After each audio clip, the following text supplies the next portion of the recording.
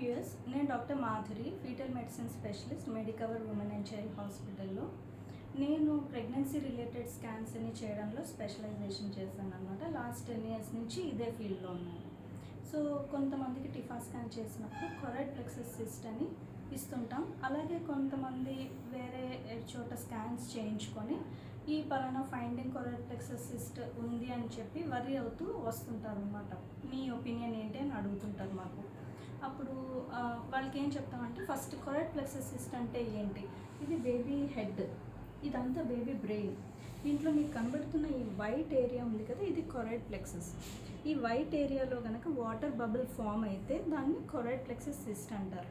ఇక్కడ మీకు తెలుసుకోవాల్సింది ఏంటంటే, ఈ సిస్ట్ అనేది బ్రెయిన్ మ్యాటర్లో తయారవ్వలేదు కాబట్టి బ్రెయిన్ స్ట్రక్చర్లో కానీ ఫంక్షన్లో కానీ ఈ సిస్ట్ ఎటువంటి ప్రాబ్లమ్ క్రియేట్ చేయదు.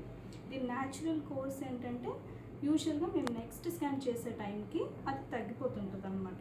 కానీ మెయిన్గా ఏం చేయాలంటే, ఇది వేరే ఇంకేం ప్రాబ్లం లేదు కదా అని కన్ఫర్మ్ చేసుకోవాలి. అలాగే వేరే సాఫ్ట్ మార్కర్స్ ఇంకో 7-8 ఉంటాయి, అవి కూడా లేవని కన్ఫర్మ్ చేసుకోవాలి.